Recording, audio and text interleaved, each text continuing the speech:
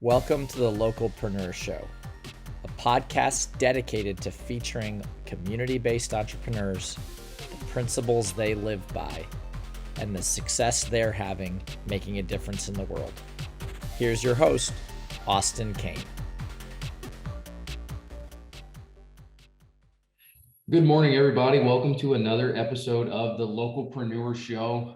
For those of you that have never listened before, my name's Austin. I'm with Vital Storm, bringing you guys the Localpreneur Show. Today's guest, we've got Scot Tolson with Signature Landscapes in Kansas City. Scot, thanks for being on the show today. Why don't you tell everybody a little bit about yourself and the company you're with, and just a little bit about who you are, what you guys do. Yeah, thank you, Austin. Scot Tolson, Signature Landscape, Kansas City.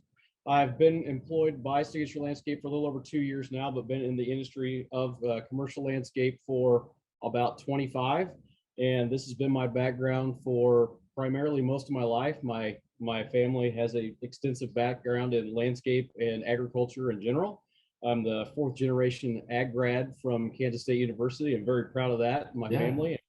And that's where we get most of what we've done in our family and why I do what I do, honestly. So yeah, very cool. Yeah, it's kind of, I've heard doing some of these shows, all the kind of the multi-generational family business. It's really cool. It kind of just stays in the stays in the family and keeps on going. And do you have any kids that are behind you that are going to take over the reins at someday, or? No, not currently. My oldest son is about 12 years old, and his main ambition is to play for the Patriots on the football team. And then my daughter, she's more into landscape. She helps me with flowers and things around the house, but no, not so far. I can't do it yet. So. Well, maybe one of these days. Well, again, Scot, thanks for joining us here today. Really looking forward to kind of sharing a little bit more about you guys and y'all's story and your involvement in the community. And that's really why what the whole Localpreneur Show podcast is all about. It's highlighting local and home service businesses and how they're making a difference in their communities, whether it's giving back through charitable organizations, whether it's working with customers or doing something special for them that you normally wouldn't do in your line of work. And ultimately really how you're just changing the lives of the people around you in your service area and really making the world a better place, kind of one life at a time. So Scot, let's jump in and let's talk a little bit about the first topic here today. What's a little bit of the impact that your organization makes in the local community? Who are some of the people you partner with, or maybe some charities you team up with? What are some of the things that you guys do to go above and beyond in your area? Well, first and foremost, the biggest impact that we have on our community is being a large employer across the Kansas City area. We have 4 locations currently in Kansas City, and we employ over about 300 people. So that's one of the biggest impacts we have on the communities. We provide great opportunity, great employment for maybe somebody who's not looking to go to college, but not quite trade school either. So that's one of the biggest impacts we have, is we provide that for a lot of people across our area.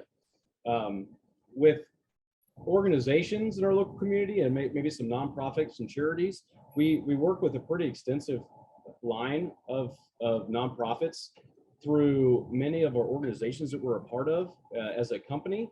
So we're a part of BOMA, which is the Building Owners and Managers Association, and our business development managers work primarily with these, but they get us involved as a branch and as a company overall. So myself as the branch manager, and then our account managers, our production managers, and some field staff here and there, they get involved in some of these things. They work pretty much in Habitat for Humanity. Okay. And they run charity golf tournaments, things like that. We work with the AAKC, the Apartment Association in Kansas City, IREM, which is the Institute of Real Estate Management, and then just some general things that clients will ask us to help partner in that are for good organizations that we believe in and stand behind. And then directly, we work with just my branch alone. We work with a place called Rose Brooks Association, which is a domestic violence emergency shelter that we complete. We do profit work for them as well as nonprofit stuff for them too, and just kind of help out and volunteer around some of the supplements, some of the things that they maybe can't do that helps their property. Yeah, no, absolutely. And so some of those organizations that, you listed off there, maybe some of the notable ones, what made you guys want to partner up with those organizations, or how'd you come across them? And, what made you want to, do that ongoing work, whether it be the nonprofit or for-profit work that you guys do? For the nonprofit stuff, we feel like we have a lot, we have a lot to offer, and we have a lot that just as people, we work real hard, and we want to give back to those in our community who don't have as much, or maybe don't see some of the things that we see. So that's really what it is. It's just a feeling of giving back and helping out who we are a part of. Yeah, no, absolutely. And just, sometimes when you do these projects, or you complete this work, what's just the general impact that you see being made? I know sometimes when you're standing from the outside in, you see a little different perspective, but just whether it's the people you're helping, or maybe the people from your organization that are a part of that project, what's that general impact you see being made kind of on both sides, when they're doing this work for the community? Well, what we directly affect, I believe, with the Rose Brook Center, especially in our branch, that we volunteer our time and our materials to. We do a cleanup. They can't quite afford everything, just because they are a nonprofit, and they help who they help. So we provide just normal maintenance, like mowing. That's actually in their contract that they pay for.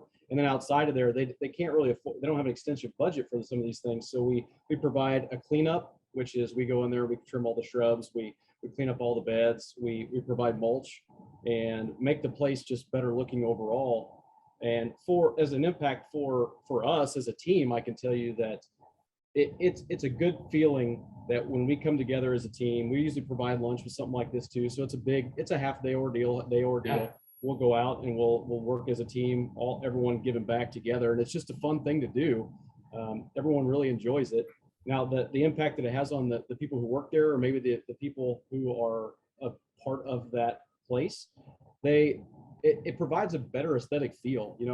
That's one of the things we get to do as a landscape company, is we get to provide instant gratification Right. for naturally occurring things outside. We can make something look really good really fast just by providing what we do on a day-to-day basis. So the outside of a building may have a big impact in someone's life, just because of where they walk in, they feel better about what's going on. And we really like that. And that's why most of us are involved in this field to begin with.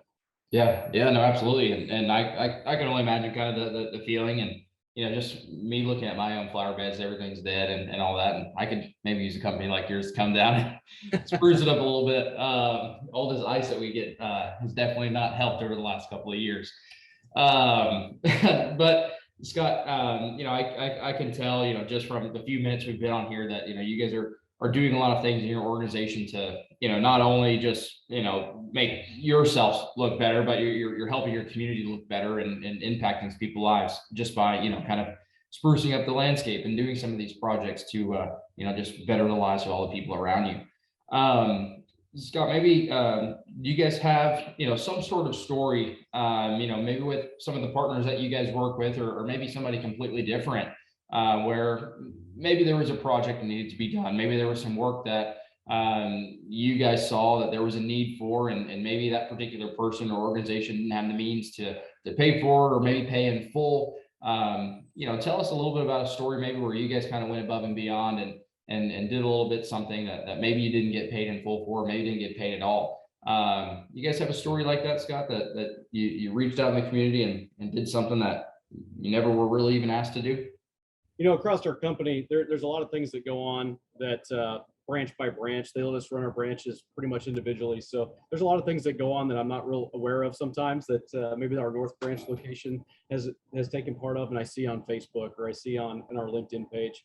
So there's quite a few things that go on. I can just tell you about what we've done here in our Grandview location, where I'm the branch manager of, and mainly it's that Rose Brook Center that we get to be able to provide the few extra services that they can't afford, just to make everything look better for anyone that's going there, or anyone that works there. So at short years that I've been there, 2.5 years, we try to get involved in a lot of things. Our business is very busy, so we kind of maybe overlook some stuff sometimes, but that's definitely one of our focuses, is just because it is our client. We do services there. But our business development manager could speak more highly of those things that she does. She's way more involved in some of that stuff on a day-to-day basis. She works directly with Operation Breakthrough in Kansas City, which is a service organization that gives back to our inner city youth, which is very important to us too, because that's, giving back to those people are the people of our future. So that's really where she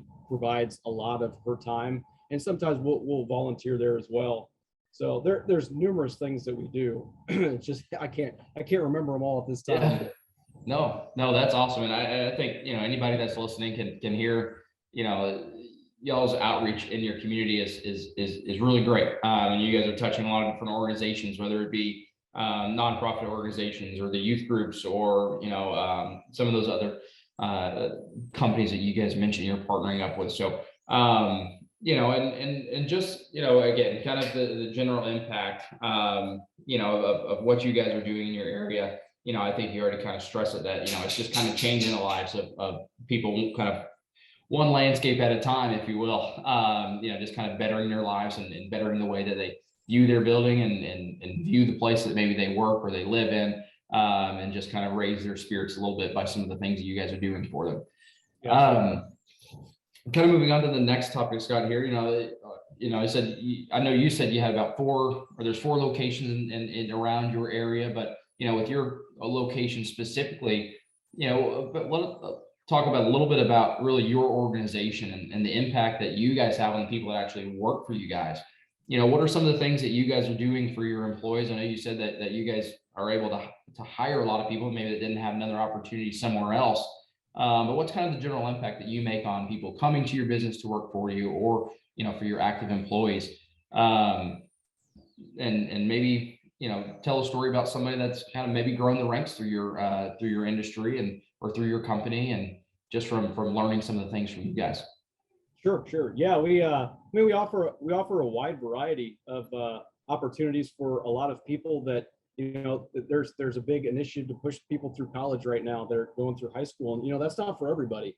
That's not everybody's path. So one of the things that I've been big on in my whole career is, getting into high schools, getting to junior highs, and promoting what we do as a whole. We are a viable, opportunity for those people making, to make good money, honestly. When there's narrative to push this $15 an hour minimum wage, we're not even close to that. Our minimum wage is $19.56 right now. Wow. So we offer a great opportunity for those coming out of high school. We have a minimum age of 18 years old. So we're looking at high school graduates or maybe people that just didn't have the opportunity to finish that. Yeah. So coming out of school, coming out of, wherever you're at, 18 years old, making almost $20 an hour is a great opportunity just in itself. But we look to those people because they're hardworking people, and they just want to make a living for themselves and make a way.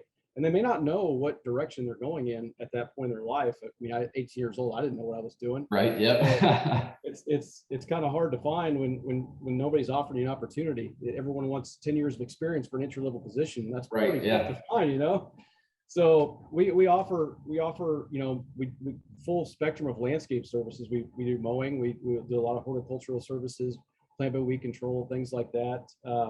That you may not have to have any experience with, and you can come in and learn fairly quickly. We offer a lot of on-site training, on-the-job training. So if you come in with no experience, we can help you out, and it's the sky's the limit to what you want to do. So that's where I think we really excel in our industry and in our company in general. And my biggest push for what we do in our branch is I want to always hire from within, and I always promote from within. We hire from outside, obviously, but we promote from within for the most part.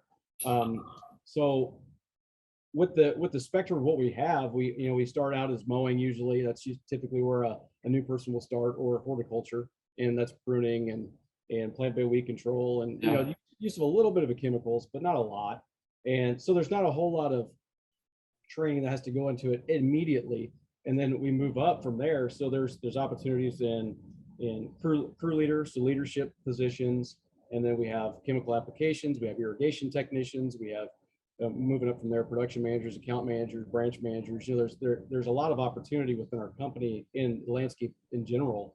Absolutely. So we always look to promote from within. We have a few individuals that we look to promote every year, and they're the leaders that stand out. And we look at I look at my production managers every year, asking them who's the next, who's taking your job, and who are you training to take your job. And that's not a fearful thing in our company. That's what we want. If you're not training your replacement, you're not going to move up.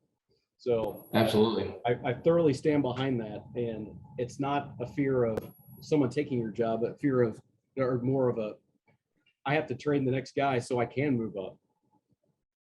So there's a lot of that going on, and we look to always hire from within. A few, just couple standouts that we have this last 2 years in general.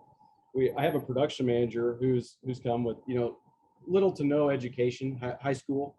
Believe he got his GED, and he's moved up from mowed for a few years, irrigation tech, and as a standout employee, I mean, just being there, being on time, showing the initiative, being a leader without having a leadership title, has moved up to production manager. And now he's one of our lead production managers, and going to take over our irrigation department, and looking to further his education in irrigation in general, because there's a vast knowledge in irrigation that isn't out there right now, and everything's moving to more of a smart irrigation is what I'll say. Right. Yeah. It's connected controllers, and everything's moving to online, and you have to really have a lot of technology background to get that done. So he's really moved up. He's a great person, and we love him for it. And there's a lot of those, though. We have a lot of those guys. Yeah, no, that's awesome. And that's really cool that you guys are giving, like you said, maybe an 18-year-old that opportunity that he wouldn't find somewhere else, or she wouldn't find somewhere else. And, the ability to grow and become a manager and lead a team, and maybe even start their own branch one day, or run their own organization one day. So just providing them those resources and those opportunities. Obviously, yeah, that helps change and impact everybody around you, because it makes, obviously the world a better place around you. So, Scott, I can tell that you guys are doing a lot, whether it's in the community or for the youth and the kids around you, and the people that you're reaching out to and giving opportunities that they wouldn't find somewhere else. Any last thoughts or anything else on your mind that you wanted to share with anybody listening today before we wrap up this episode here this morning? Just one of the last things is I talk to my team a lot about how do you measure success, and a lot of the answer always comes back to money. And it's, were we profitable, were we not profitable? It's one way to measure success in a business. But the one thing we talk about a lot is, when I talk to my production manager especially, how do you measure success? And when the first time I brought this up with them is, we measure success by how many people we moved up. How many people do we move from just a mower to a crew leader? How many people do we move from a crew leader to a senior crew leader? How many people we move from a crew leader to a production manager? That's how we measure success. Absolutely. By moving people along in their career. How many people do we help further their life, their education? How many people have better lives outside of work because of what they've done for themselves and what we've looked for them to do? So that's really why I do what I do. Yeah. Yeah, no, I think that's a great stat for measuring success. And like you said, obviously everyone's here to make money. That's the goal for running a business. But yeah, retaining your people, wanting them to be with you and grow with you and stay with you and keep moving along with you, because that, I think that really reflects that, the values and the visions that you have for everything you do are rubbing off on them, and they want to wake up and they want to do those things as well alongside you. So that's great to hear, Scott. And again, really kind of enjoyed having you here on the Localpreneur Show, and you being able to share everything about your business. And so, Scott, thanks again for joining us, and thanks everybody for listening here to Localpreneur Show today. Thank you, Austin. Thanks again for listening to the Localpreneur Show. For more of our daily content, feel free to check out Josh or Austin's LinkedIn.